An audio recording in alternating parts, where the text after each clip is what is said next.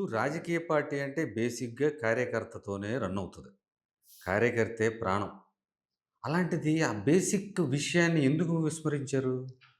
అంటే ఇక్కడ ఒక్క విషయం ఉందండి. జగన్మోహన్ రెడ్డి గారి ఐడియాలిజం ఏంటంటే, నేను ప్రజలకు కావాల్సింది అంతా కూడా వాళ్ళ ఇంటికి తీసుకెళ్ళి ఇస్తున్నా. హ్మ్. ఆఫీస్‌కు 10 సార్లు తిరగనవసరంలా. హ్మ్. ఎవరికీ లంచం ఇవ్వనవసరంలా. హ్మ్. ఆ విధంగా నేను చేస్తున్నప్పుడు ఇంక వేరే కార్యకర్త లేకుంటే వీళ్ళకి ఎవరి పని ఆళ్ళు చేసుకుంటే సరిపోతుందేమో అనే ఆలోచన ఉండొచ్చు ఆయనకి. హ్మ్. కానీ నో డౌట్ మనం ఇవాళ మన ప్రజలు ఆ స్థితికి ఇంకా ఎదగల. హ్మ్.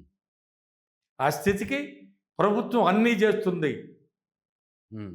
ఇంకా మనకి మధ్యలో వాళ్ళతో ఎవరితో ఇది కాదు. ఒక కార్యకర్త అనేవాడు ఉండాలి. హ్మ్. ఇక్కడ ఇతను వాలంటరీ అనేది ఒక సాలరీ పెయిడ్ అతను. హ్మ్. అతను ఎంతవరకు బాధ్యతలు తీసుకుంటాడు ఏంటి అనేది కూడా మాకు ఆ రోజున ఆలోచన లేకుండా పోయింది. హ్మ్.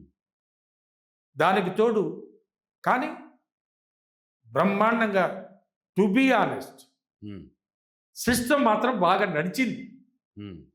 అయితే జగన్మోహన్ రెడ్డి గారు ప్రజలకి సౌకర్యాలు, ఈ సంక్షేమ పథకాలన్నీ ఏదైతే ఇంప్లిమెంట్ చేయాలనుకున్నారో 100% హ్మ్. ట్రాన్స్‌పరెన్సీగా చేసిన నాయకుడు వైఎస్ జగన్మోహన్ రెడ్డి గారు. ఒక్కడే ఈ దేశంలో. తీసుకోమనండి ఎక్కడైనా సరే. Let them come. 2,73,000,00,00,000 పంచారు గాబట్టి యెస్. అది అంతా కొంచెం పారదర్శకతతో యెస్ జరిగిందనుకుంటున్నారు. Definitely with all proof. ఇప్పుడు లేదా పారదర్శకత? తెచ్చాడుగా ఇప్పటికే దగ్గర దగ్గర 2.3 లాక్స్ కోర్స్ తెచ్చాడాయన. హ్మ్. ఈ 17, 18 నెలల్లో. హ్మ్. ఎక్కడ పెట్టారో చెప్పాలండి? హ్మ్. ఎక్కడ పెట్టారో చెప్పాలండి? మేము అప్పుడు ప్రతి నెలకు కూడా ఎవరెవరికి ఎంత ట్రాన్స్‌ఫర్ చేసాం డీబీటీలో అనేది మాకుంది లెక్క. హ్మ్. ప్రతి నెల కూడా మేము చెప్పేవాళ్ళం. హ్మ్. తల్లికి వందనానికి ఇంత కొడుతున్నాం ఇవాళ. హ్మ్. అది. ఇవాళ మీకేదో చెప్పండి. అంటే ఇంతవరకు ఎందుకు చెప్పలేకపోతున్నారు మీరు? అంటే ఇప్పుడు ఇన్ని లక్షల కోట్లు 2,30,000,00,000 అసలు లెక్క జమ లేదంటారా ఏంటి? ఉంటే ఆయనకు ఉండొచ్చు. హ్మ్. అడుగుతున్నాం కదా! మేము చాలా కాలం నుంచి అడుగుతున్నాం. హ్మ్. ఒక ఓ మీరు చెప్పండి జనానికి ఒకసారి చెప్పండి. హ్మ్. మేము కూడా అర్థం చేసుకుంటాం కదా! మీరేం గొప్ప గొప్పవి చేస్తున్నామని. హ్మ్. ఒక పత్రం విడుదల చేయండి మీరు. హ్మ్. అఫీషియల్‌గా చెప్పండి. అదే సార్ పెన్షన్‌లిస్తున్నారు. 4,000 పెన్షన్ చెప్పి ఇస్తున్నారు. Right sir. హ్మ్. 4,000 పెన్షన్‌లు ఇస్తున్నారు. ఎన్ని ఎన్ని తగ్గించారు మేము ఇచ్చే వాటికి? హ్మ్. అంతకుముందు మేము ఇచ్చిన ఆటికి మీరు ఎన్ని తగ్గించారు? అవి కూడా మొత్తం చెప్పండి. హామీలు అమలు చేయట్లేదా మరి? హామీలు ఏం అమలు చేశారండి? హ్మ్. వృద్ధాప్య పెన్షన్ ఇస్తూ ఎంతో మందికి చెప్పి తక్కువ మందికి ఇస్తున్నారు. హ్మ్. అట్లాగే తల్లికి వందనం కూడా ఇద్దరు, ముగ్గురు, 10 మంది అన్నారు బాగానే ఉంది. హ్మ్. ఇంకా కొద్దిగా కానండి మీకు ఓపుకుంటా అంటున్నాడు మహానుభావుడు అయిన చంద్రబాబు నాయుడు గారు. అది వేరే విషయం అనుకోండి. హ్మ్. ఎంతవరకు ఇచ్చారు? హ్మ్. అంతకుముందు ఎన్ని లక్షల మందికి ఇచ్చారు? మీరెంత మందికి ఇచ్చారు? హ్మ్. తీయండి అన్ని తీయండి. చెప్పండి. మీరేం చెప్పరే?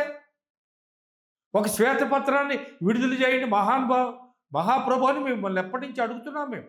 హ్మ్. విడుదల చేయండి. హ్మ్. మాలాంటి వాళ్ళు కొంచెం విషయ పరిజ్ఞానం ఉన్నోళ్ళు తెలుసుకుంటాం. ఓహో! ఈ విధంగా జరుగుతుందా అంటే బ్రహ్మాండంగా. గతంలో ఉన్న అప్పులకి, గత ప్రభుత్వం చేసిన అప్పులకి వడ్డీలు కడుతున్నాం. ఉద్యోగస్తులకి జీతాలిస్తున్నాం. ఇలాగే పెన్షన్‌లిస్తున్నాం. హామీలు అమలు చేయడానికి అన్ని రకాలుగా ప్రయత్నాలు చేస్తున్నాం. అందుకే ఈ అప్పులు తీసుకొచ్చామని చెప్తుంది గవర్నమెంట్. ఇప్పుడు అంతకుముందు మీరు చేసిన అప్పులు మేము తీర్చలేదా? హ్మ్. మేము వడ్డీలు కట్టలేదా? కట్టాం కదా మేము గూడా. హ్మ్. అట్లాగే మేము సంక్షేమ పథకాలు మీకంటే ఎక్కువ ఇచ్చాంగా. హ్మ్. మీకంటే ఎక్కువ డబ్బు ఇచ్చాం కదండీ! మరి ఇంకేంటి ఇంకెక్కడ? మీరు దేంట్లో ఎక్కువ చేశారని, హ్మ్. మీరు దేంట్లో ఎక్కువ చేశారని మీరు చెప్తున్నారు మీరు. అనుకుంటున్నారు మీరు మీరు చెప్పేయన్ని ప్రజలు నమ్ముతున్నారు. చాలా తప్పు చంద్రబాబు నాయుడు గారు. హ్మ్. ప్రజల్లో ఈ మధ్య చాలా అవేర్‌నెస్ వచ్చింది తెలిసిపోతుంది. హ్మ్. Because of the social media. హ్మ్. సోషల్ మీడియాలో ఎక్కడ ఏ మూలలో ఏం జరుగుతుందో అనేది కూడా ప్రతి వాళ్ళకి తెలుస్తుంది.